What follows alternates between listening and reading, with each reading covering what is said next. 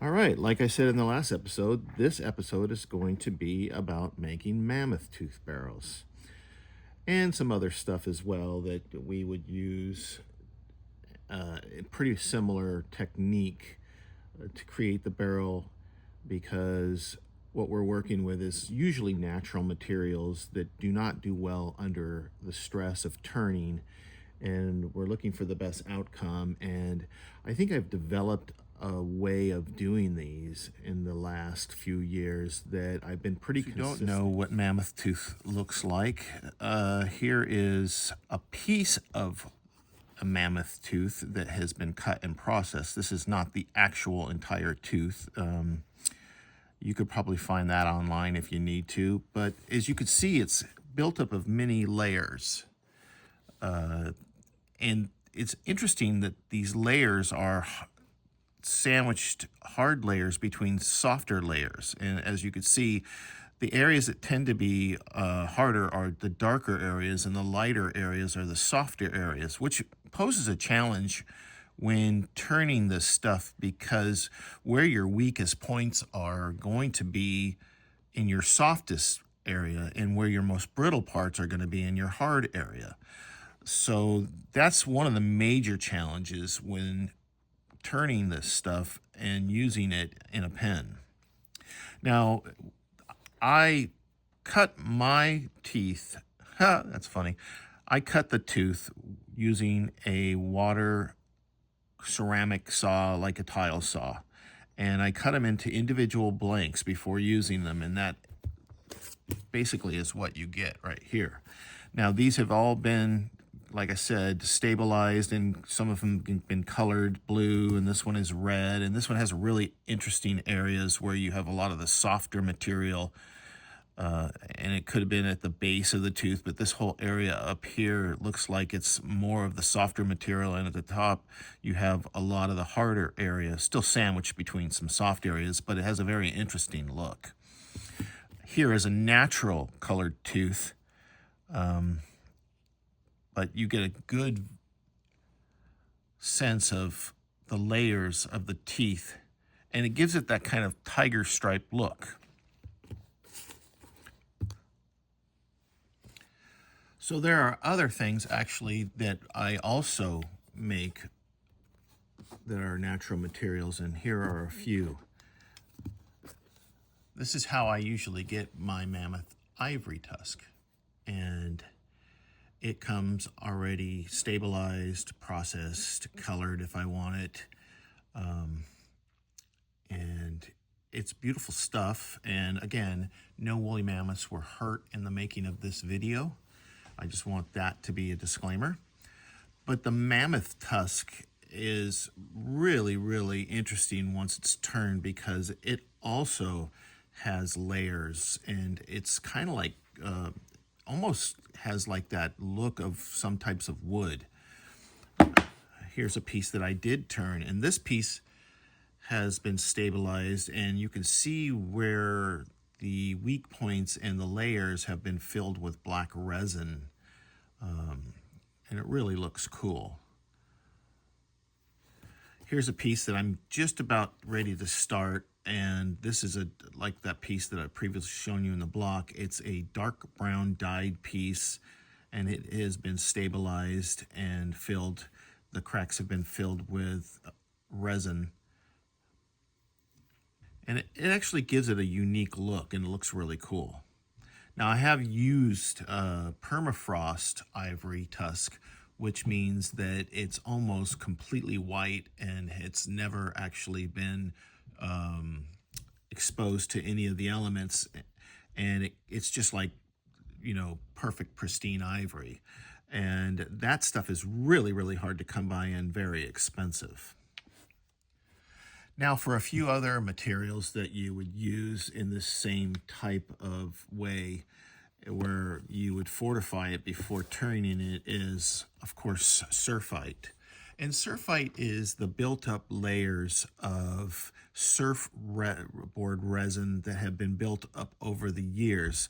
Now, I had this blank made by a friend of mine. This surfite actually comes from the Hobie factory in San Clemente, California, and I got it from my brother, who is a surfboard maker. I sent this to my friend Jason Olson, and we developed the first, what I think is the first surfite pen blank ever. I have not seen one since or before that, and I believe that Jason and I are the first people to ever make surfite pens.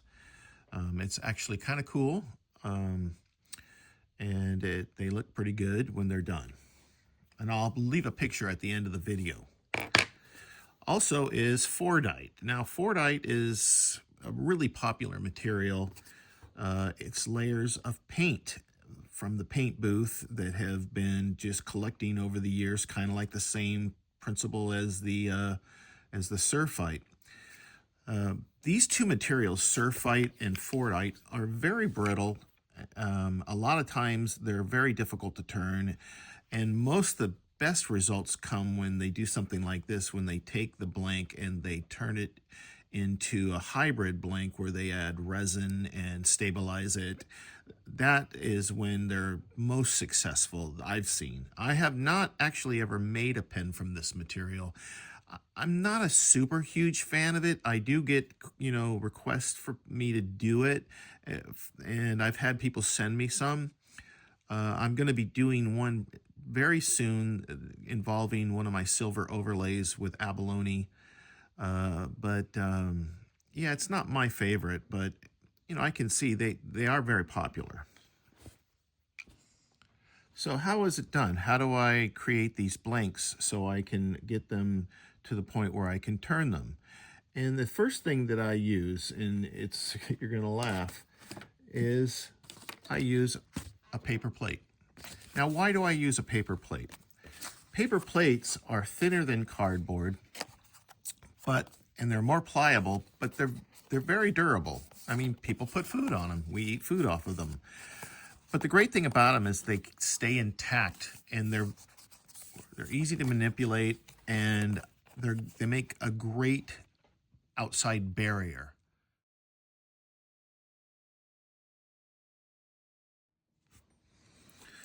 So let's say I just took this piece right here and I took it over to my lathe and I chucked it up some way and I started to turn it round. The likelihood of me breaking it or chipping it out would be great.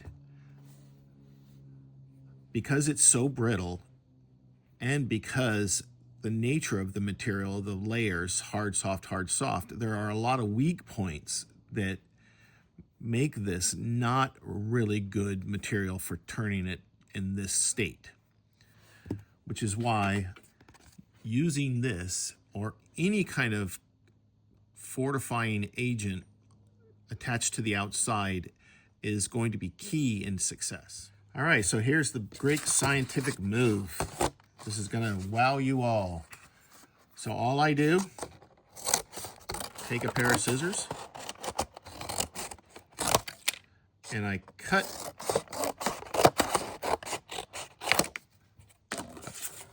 my paper plate into a giant rectangle, and it's ready to use. Genius, huh? Using my piece of paper plate and my first blank, the first thing I'm going to do is take some CA glue, and I'm going to glue this surface. Now make sure to wear gloves because you don't want this stuff to stick to you. And basically what I do is I cover this first area, and then you'll hit it. I'm sorry, with activator to get it to stick. That's on your first layer. So basically here you have it. It's stuck to, or it's in the process of sticking. Okay. And each time you make a fold, you do the same process. So on our next turn, we do the same thing. We get a nice amount of glue, hit our activator, and then you want it to be as tight as you can around that corner. Basically, you don't want any openings in your corners. You want each side to be, completely covered. Now, if you come back and you have some areas that you think you need to add some glue, you can add it inside the crack, get it in there. But it should be a pretty simple process. Like this next layer. And then tight around that corner so it gets to stick really well. So basically you see there's really no open corners here.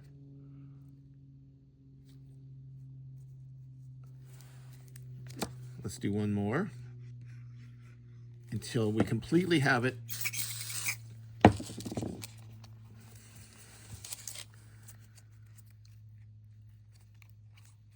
Okay, so this very last one, I always do a flap over the top of the first one, basically to cover the entire piece.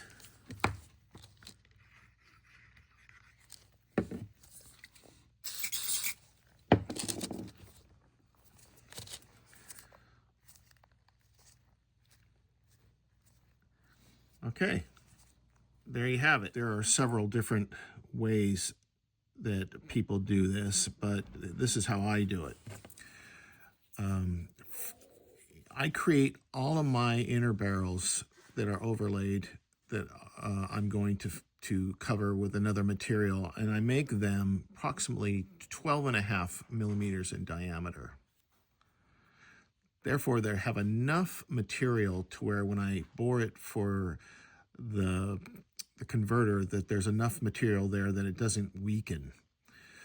Once this is bored in any other material that let's say that I add wood as well, because I can add many different materials on this barrel sleeve.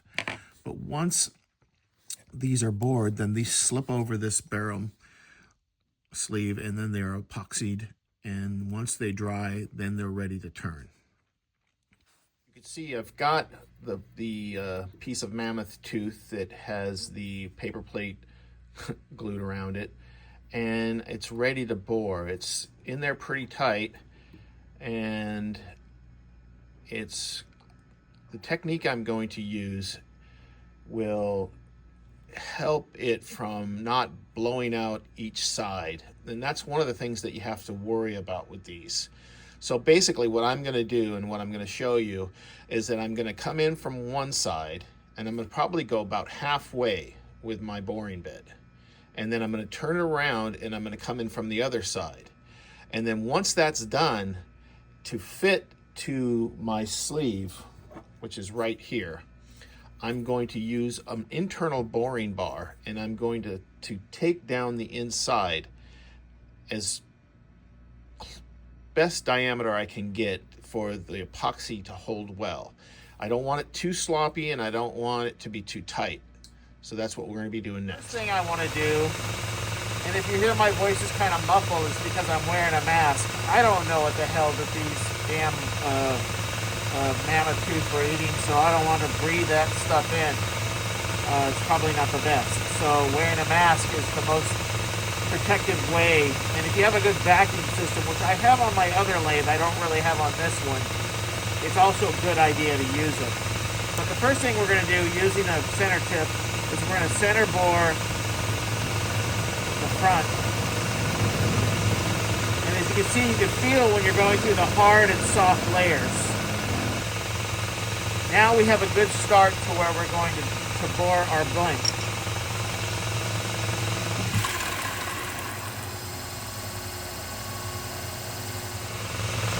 So my favorite way to bore these is using a masonry bit. And the reason is that I think that they disperse the tooth better than typical drill bits. And also, they have a stronger cutting edge. So let's see how this works.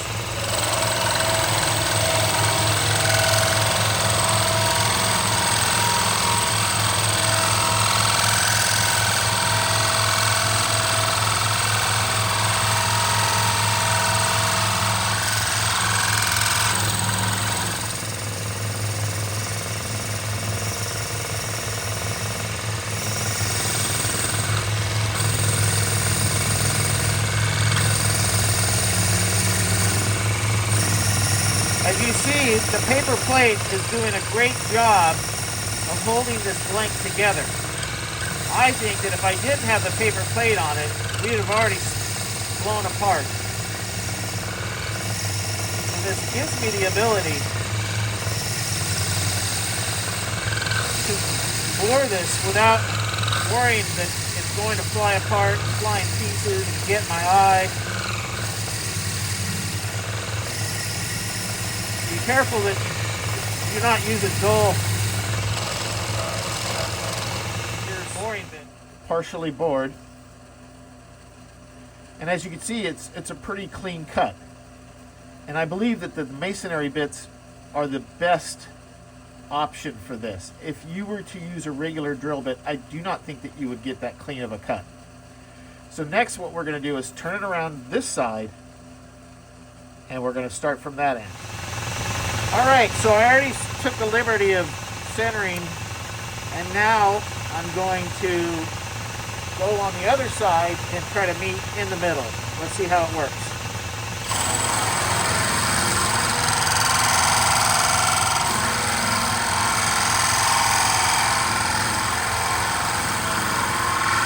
As you can see, the material is coming out the end a lot better if you were using a typical twist bit. And that's good because what we're doing is we're not choking the material with the drill bit. Now you can pull out, kind of disperse those shavings as you go along. But I've always had luck with just being able to go straight through.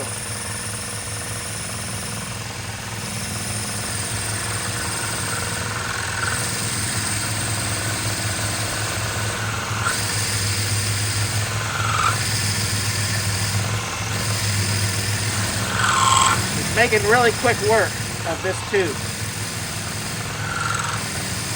but it's making a lot of mess. I think we're getting close.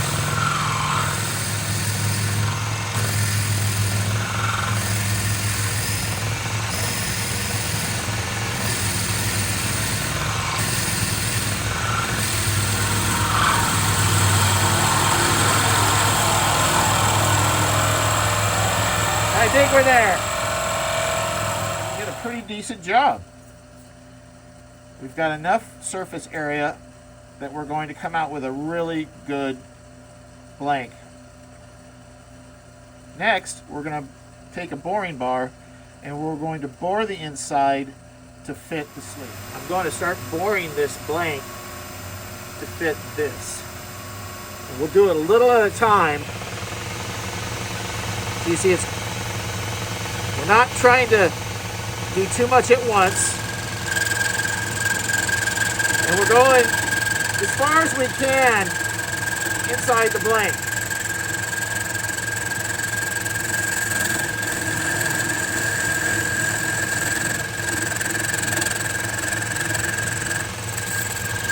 Basically, we want to have a consistent bore all the way through.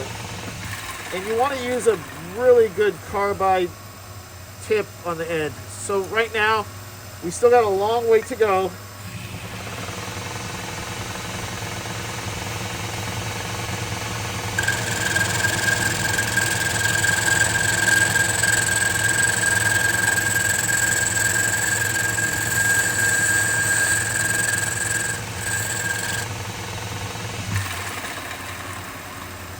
This is a pretty good fit because what it's going to do is it's going to leave a lot of area for the glue to hold, or the epoxy to hold, and it's not too loose and it's not too tight. Now you'll notice that this blank is not perfectly square, but I can square it up right now, and I'll do that before turning it to the other side. Now even if I do square it off, there's a chance that I'm going to chip it out no matter what. And hopefully that you could fill these things in with epoxy. You could color the epoxy black or whatever the color you want. You can get colored epoxy resin. But that's the nature of the beast here. This stuff is not really meant to be turned, obviously. And the fact that we can do it is great. But you're going to have to work with the subtle nuances of it. Other side, and I'm going to try to bore it to match the two sides together.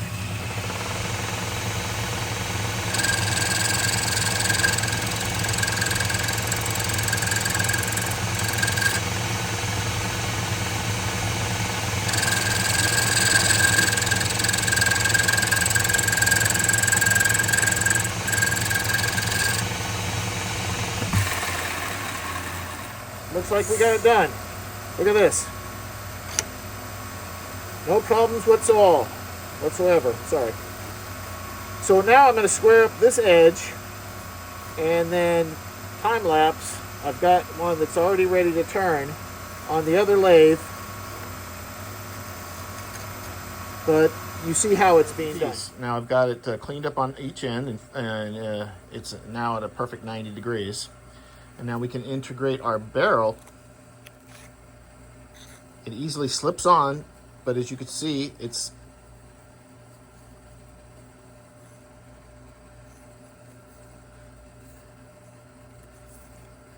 a perfect fit with enough room on each side to where when I turn it down to probably around 16 millimeters in diameter total, that you're going to have enough mammoth tooth covering the entire outside surface that it won't be too brittle, and it will be epoxied in there and hopefully very strong. All right, next we're going to turn.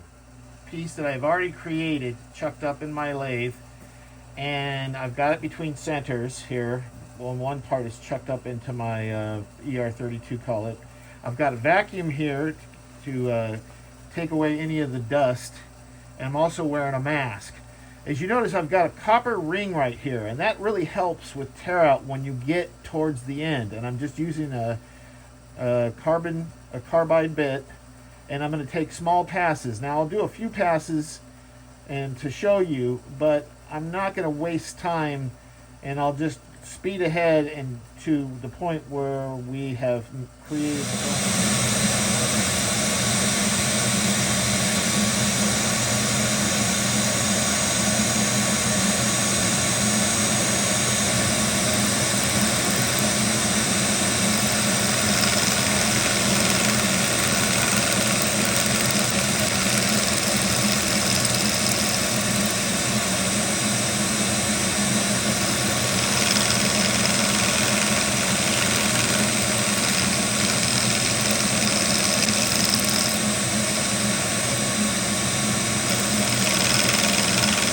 As you can see, you can start seeing that some of the mammoth tooth is starting to come off now.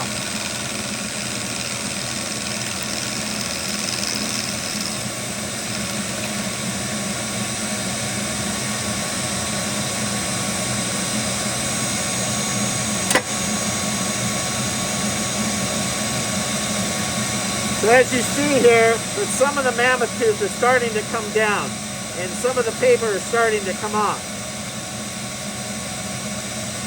I'll check back with you in a couple of minutes. And you can start to see that it really did a good job of holding it together. Now I've got some wood here. I've got some brass ring, not brass, I'm sorry, I don't use brass, bronze rings. And it's holding this all together along with the epoxy.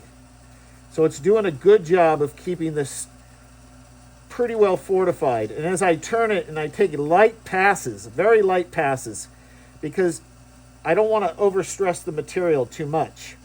And I'll continue taking it down until I meet with my other materials. All right?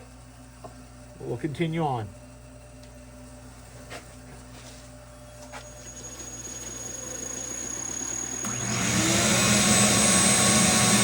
Light passes.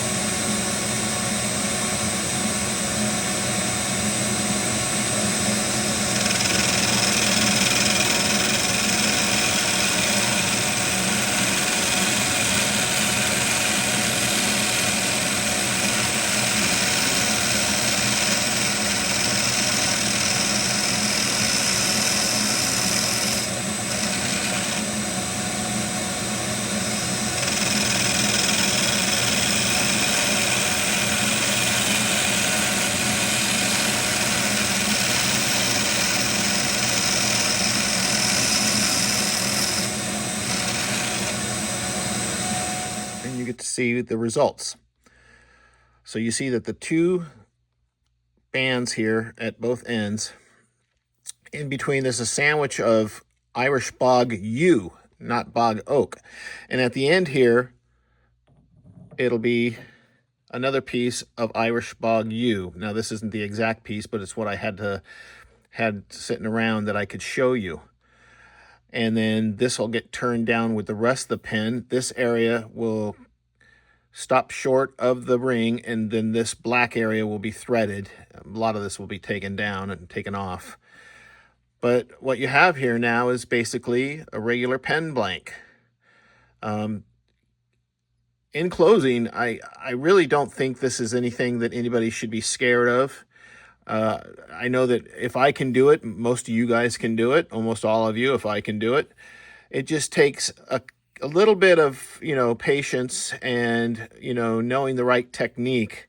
Now, you see there's a lot of inclusions here, and that's because it's a natural material. If you wanted to, as you're sanding and finishing this, you could add some filler like CA glue or some type of epoxy resin or anything that will fill the little pinholes left from the tooth. But I like to keep it as natural as possible. I think it shows off the what the material is, and also you get the feel for it as well.